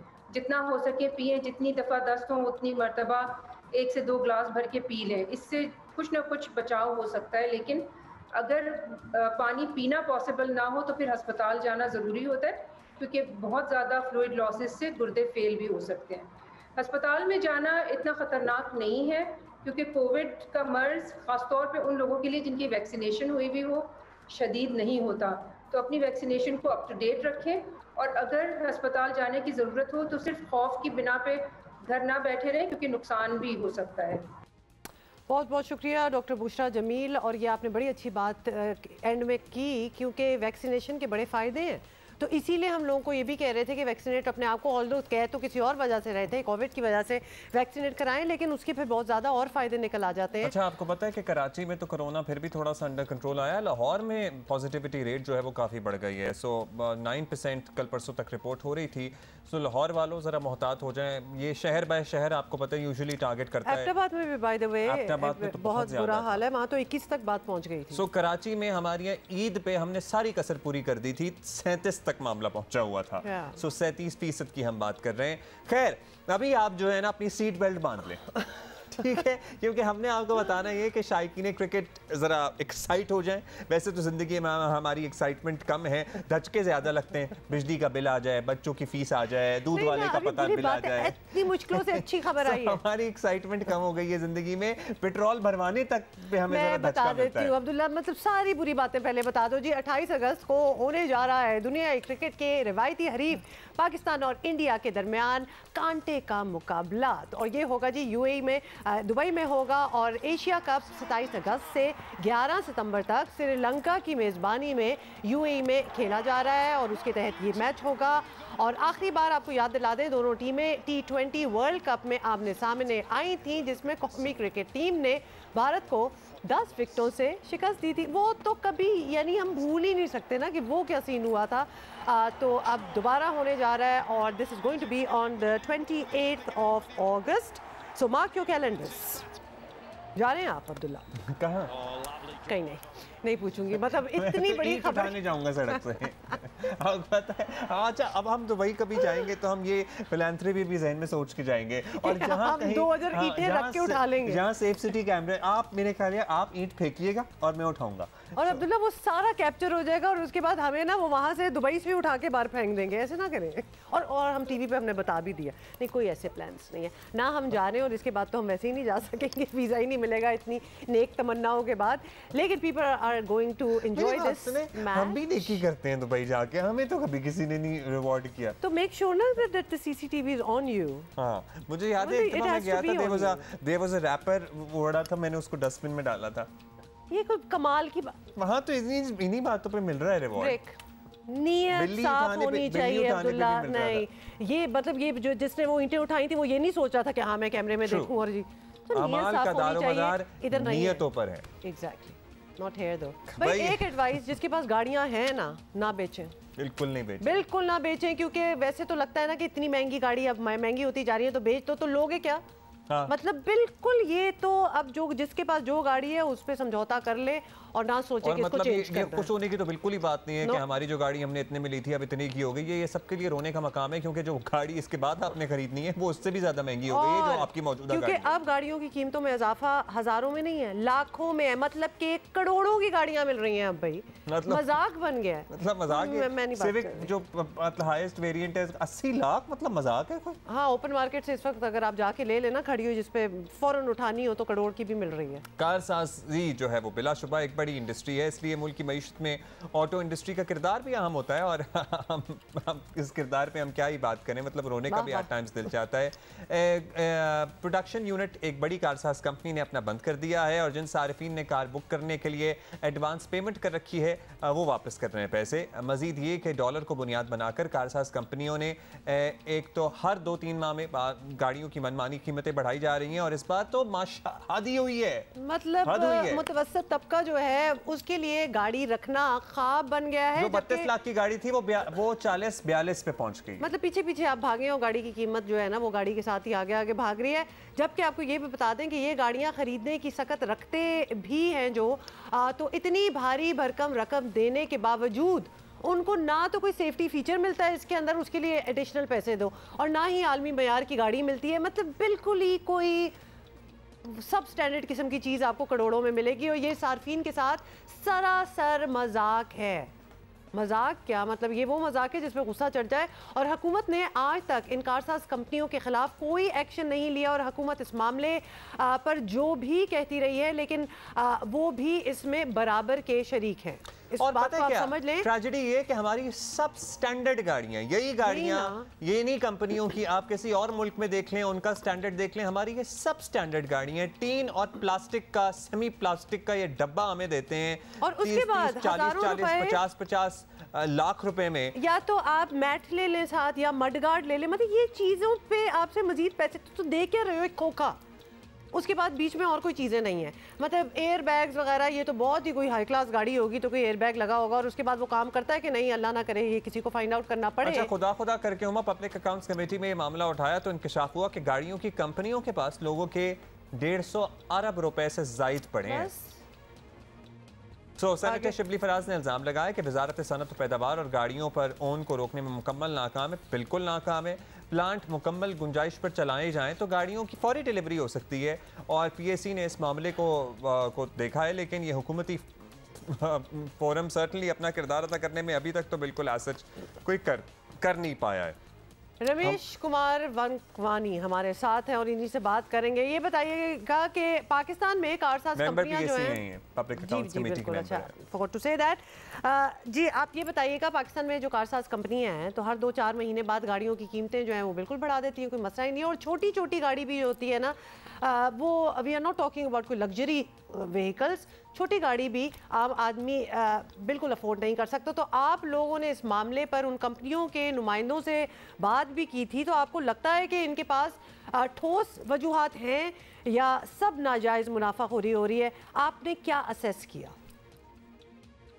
देखिए, मैं ये समझता हूँ कि हर चीज़ में रेगुलेशन का सिस्टम होना चाहिए कि इंटरनेशनल डॉलर प्राइस कितनी है और प्राइस क्या होनी चाहिए, टैक्स कितना है, प्रॉफिट शेयर कितना है। जब आप एक इंडस्ट्रियलिस्ट को आप एक सपोर्ट करते हैं, उनको फैसिलिटी देते हैं कि भाई आप यहाँ पे इंडस्ट्री लगाएं, उसको ज़मीनें मिलती हैं, उनको टैक्स में छूट मिलती है, बहुत ज़्यादा उनको एक किस्म की रियायत होती है पार्ट्स के ऊपर, तो कम से कम उनको अवामी इश्यूज़ के ऊपर उनको भी ख्याल करना चाहिए, मगर कभी भी कोई बिजनेसमैन ख्याल नहीं करता।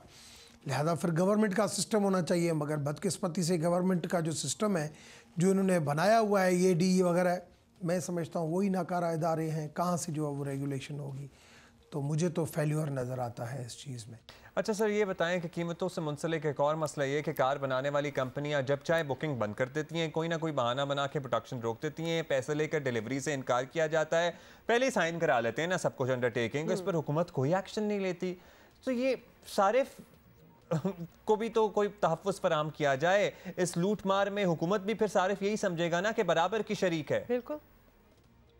ये हमारे पास अभी जब PAC में ब्रीफिंग आई थी तो हमने देखा कि कुछ कंपनियां सही जा रही हैं, कुछ कंपनियां नहीं जा रही हैं।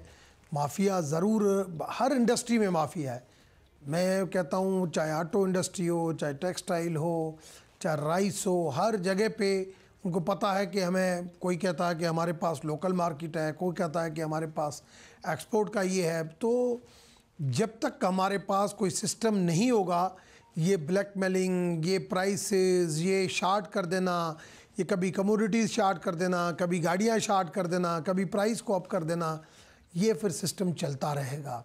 जब तक हमारी पॉलिटिकल स्टेबिलिटी नहीं होगी, जब तक हमारा पूरा तवज्जो इस तरफ नहीं होगा, जब तक right person for right job नहीं होगा, ये मनमानियाँ उनकी कामयाब होती जाएंगी और हम हाथ मलते रहेंगे और आवाम के लिए कुछ नहीं हो सकेगा। चलिए, बहुत बहुत शुक्रिया। लेकिन ये भी बात है कि मतलब, और इस इंडस्ट्री में तो मतलब कब से निशानदेही की जा रही है। ये ओन वाला मामला ही देख लें, मतलब क्या तुक है, क्या तुक है। दुनिया में भी, वैसे अमेरिका में भी अब ओन पे मिल रही हैं गाड़ियाँ, मतलब, लेकिन हमारे यहाँ तो ये सालों से, दिहाइयों से ये मसला है कि जनाब गाड़ी मिलनी नहीं है आपको। अगर आपको अभी गाड़ी चाहिए तो कोई बात ही नहीं है, 5 लाख और दे दें, 10 लाख और दे दें, 15 लाख और दे दें। I am sorry, sounds like extortion, कि चाहिए ये लो, पैसे दो और ले लो, तो वो जेब में सीधा पैसा जा रहा है। और बड़ी जो लग्जरी गाड़ियों में तो 3-4 मिलियन तक भी बात पहुंच जाती है। खैर, अच्छा जी, कॉमनवेल्थ गेम्स की बात करें। बिल्कुल, कॉमनवेल्थ गेम्स में आज भी कई मुकाबले हो रहे हैं और कई पाकिस्तानी खिलाड़ी होंगे एक्शन में। लेकिन अभी तक आपको पता ही है, we have not been able to score any medal. और आज पाकिस्तान विमेन क्रिकेट टीम अपना आखिरी मैच ऑस्ट्रेलिया के खिलाफ खेलेगी और ये मैच महज नुमाइशी होगा। ये नुमाइशी होना चाहिए, बिकॉज पिछला याद है ना, इंडिया के साथ जो था, मतलब के मिन्स मीट। मेरी बात सुने, वैसे अब अगर आप ये प्ली हम सालों से कर रहे हैं ना, मतलब ये प्ली अब इन्हें काफ़ी फैसिलिटीज़ मिलती हैं, they should come at par. अच्छा, नुमाइशी मैच का, जस्ट टू क्लैरिफाई, नुमाइशी मैच का मतलब ये होता है कि मेडल्स की दौड़ से तो बिल्कुल बाहर हैं, तो इसलिए ये नुमाइशी मैच होगा। अच्छा, हॉकी के इवेंट में पाकिस्तान का मुकाबला स्कॉटलैंड से होगा और हॉकी का तो नोहा पढ़ा जा सकता है। मतलब कोच का मैं इंटरव्यू देख रहा था कुछ दिन पहले, जापान से है, वो कहते हैं मैं स्टोन एज में चला गया पाकिस्तान में आके, उनको अपनी तनख्वाह नहीं मिली।